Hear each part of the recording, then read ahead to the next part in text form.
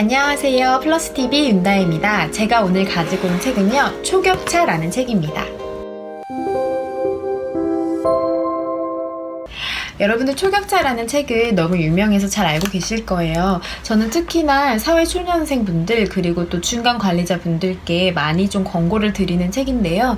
그 이유는 결국은 3년 후, 5년 후, 10년 후에는 그분들께서 한 조직을 이끌어 나가야 할 리더가 되어야 하고 그만큼의 리더십은 단기간 내에 향상이 되는 것이 아니기 때문에 항상 평상시에 내가 그 미래의 모습을 상상을 하면서 실력을 갖춰야 된다는 의미에서 이 책을 굉장히 추천을 많이 했고요. 오늘은 특별히 리더에 대한 그 파트를 좀 같이 공유를 하려고 합니다.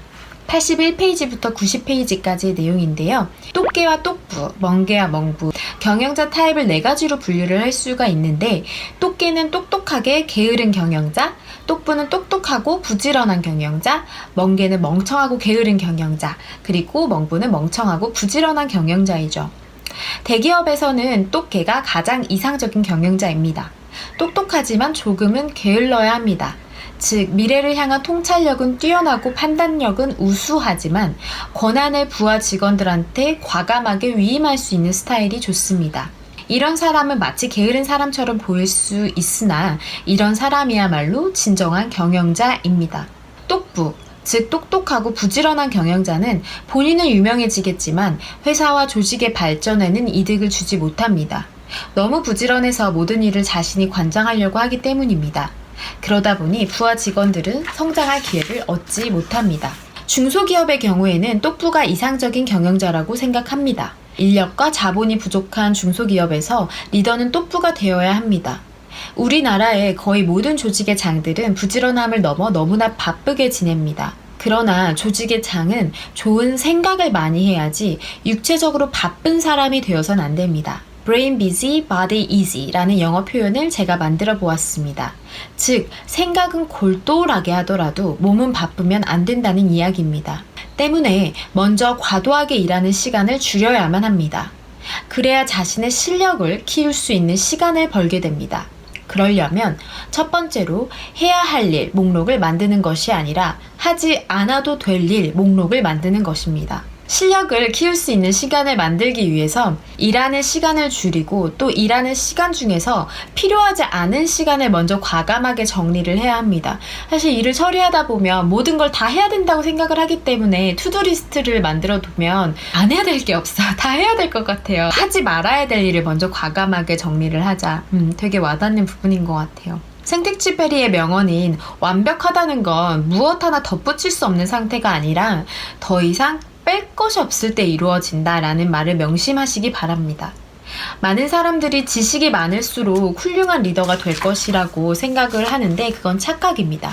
물론 조직을 잘 이끌기 위해 지식은 반드시 필요하지만 직위가 높아질수록 더 중요해지는 것은 지혜입니다. 지식은 시대에 따라 변하지만 지혜는 시대를 관통하기 때문입니다. 따라서 훌륭한 리더란 지혜로운 사람이어야 합니다. 가장 쉽고 효과적으로 실력을 키우는 방법은 바로 책을 읽는 것입니다. 끊임없는 독서야말로 실력을 키울 수 있는 최선의 방법이기 때문입니다. 통찰력은 결국 독서를 통한 사고력에서 나온다고 해도 과언이 아닐 것입니다.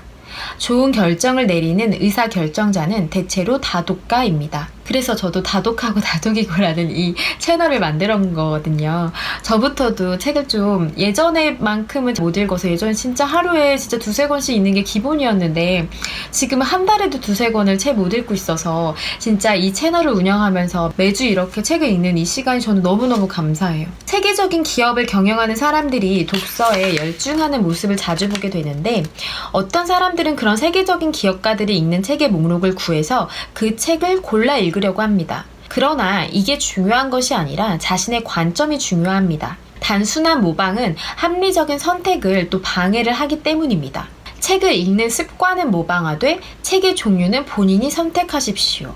생각하는 시간을 더 많이 확보하라. 사실 책도 경험이나 생각을 문자라는 매체로 표현을 하고 있기 때문에 저자의 의도를 명확하게 전달하지 못하는 한계를 가지고 있습니다. 그래서 책의 저자를 직접 만나서 들어보는 것이 그 책의 의도를 정확하게 이해하는 지름길입니다. 하지만 가끔은 그런 기회가 있을 수는 있지만 항상 그럴 수는 없을 것입니다. 대신에 다양한 방면에 종사하는 다양한 분야의 사람들과 교류하는 것은 굉장히 중요합니다. 한 사람과 소중한 만남을 통해서 우리는 그 사람의 인생 이야기 전체를 듣게 됩니다.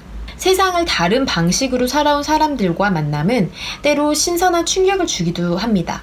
문제를 다르게 접근하는 사람의 방식을 관찰하면서 우리가 가지고 있던 사고의 경직성을 발견하면 더 놀랄 수도 있습니다.